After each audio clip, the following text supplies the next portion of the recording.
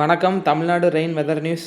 நம்ம Tamil Nadu rain weather news சேனலை பார்ப்பதற்கு முன்னாடி நம்ம சேனலுக்கு சப்போர்ட் பண்ணுங்கள். மறக்காமல் சப்ஸ்கிரைப் பண்ணுங்கள், லைக் பண்ணுங்கள், ஷேர் பண்ணுங்கள். வீடியோ ஸ்கிப் பண்ணாமல் முழுமையாக பாருங்கள். தற்போது வங்கக்கடலில் மழை மேகங்கள் குவிந்து வருகின்றன. தற்போது தமிழகத்தில் தெற்கு டெல்டா பகுதியில் நாகப்பட்டினம், வேதாரண்யம், பட்டுக்கோட்டை, அதிராமப்பட்டினம் மற்றும் புதுக்கோட்டை ஒட்டி உள்ள தெற்கு டெல்டா மற்றும் தெற்கு டெல்டா உள்பகுதிகளில் மழை பதிவாகி வருகின்றன. தற்போது நமக்கு கிடைத்த தகவல், நம்ம ரேடாரில் பார்த்தாலுமே அதே போல் தான் நல்ல கனமழை முதல் மிக கனமழை அங்கெல்லாம் பதிவாகிட்டு இருக்குது. கிட்டத்தட்ட ஒரு 2 ஹவர்ஸுக்கு மேலே தெற்கு டெல்டா வேதாரண்யம், புதுக்கோட்டை, பட்டுக்கோட்டையெல்லாம் நல்ல மழை பதிவாகிட்டு இருக்குது. இந்த க்ளவுட்ஸ் ஆனது இன்னும் சற்று நேரத்தில் பாக் ஜலசந்தி ராமநாதபுரம் மாவட்ட கடலோரத்தில் இறங்கும்.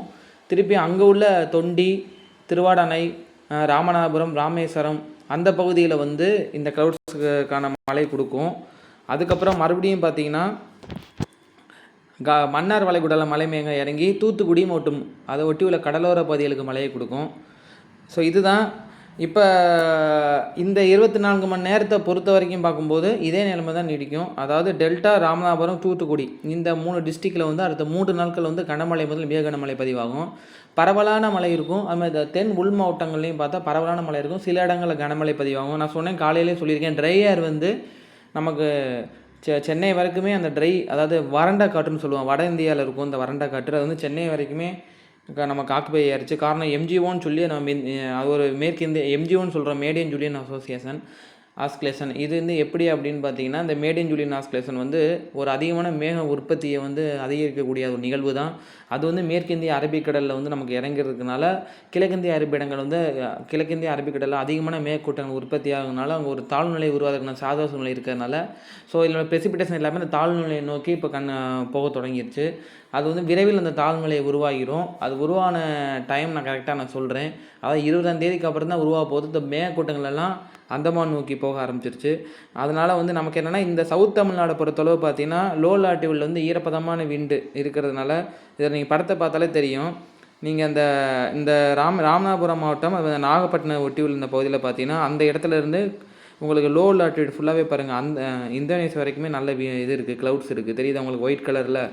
ஸோ அந்த இடத்துல ஒரு சுழற்சி உருவாக போகுது. அந்த சுழற்சி 21ஆம் தேதி உருவாகுது. தெரியுதா உங்களுக்கு? ஒரு காற்று சுழலுது பாருங்களேன், ரவுண்டாக தெரியுதா உங்களுக்கு? காற்று சுழலுதா பாருங்கள். இந்த இதை தான் ஃபார்ம் ஆகுது. ஸோ இதுதான் நம்மளை நோக்கி வரும் அப்படிங்கிறது கணினி சார்ந்த கணிப்புகள் காண்பிக்கின்றன. வருங்காலங்களில் அது புயலாகவோ இல்லை ஆழ்ந்த தாழ்வு மண்டலமாகவோ இல்லை தாழ்வு மண்டலமாகவோ அது இலங்கையை நோக்கி வருங்கிறது முதற்கட்ட அறிக்கை. ஆனால் தமிழகத்தை நோக்கி அது வருமா இல்லை நம்ம விட்டு விலகி செல்லுமா அப்படிங்கிறத நம்ம 20ஆம் தேதிக்கு அப்புறம் தான் சொல்ல முடியும். ஏன்னா ஃபார்ம் ஆகி 1 வீக் ஆகும். நம்ம சைடு வரதுக்கு 26ஆம் தேதி ஆயிரும். நம்ம 20ஆம் தேதி ஃபார்ம் ஆனோடனே ஒரு பாதை தண்ணி நமக்கு ட்ராக் காமிக்கும். அந்த ட்ராக் வச்சு நம்ம சொல்லிடலாம், கடலோட வெப்பநிலை வச்சு சொல்லிடுவோம். அதே மாதிரி இந்த 21ஆம் தேதி பார்த்தீங்கன்னா ஒரு டெம்பரவரின்னு சொல்லுவோம். டெம்பரவரி சர்க்குலேஷன் கூட உங்களுக்கு எம்ஜிஓ இருக்கனால பாருங்கள், உங்களுக்கு அந்த இலங்கை கிட்ட ஃபார்ம் ஆகுது. அதனால் என்னென்னா, அந்த தென் கடலோர மாவட்டத்தை பொறுத்த வரைக்கும் 22ஆம் தேதி வரைக்குமே அந்த சர்க்குலேஷன் ஈரப்பதமான காற்றை தென் தமிழக கடலோர பகுதியில் ஈர்ப்பதன் காரணமாக நமக்கு டெல்டா, தெற்கு டெல்டா, தென் கடலோர மாவட்டங்களுக்கு 21ஆம் தேதி வரைக்கும் மழை கண்டினியூ ஆகும். சரிங்களா? இதுதான் இப்போ உள்ள நிகழ்வு.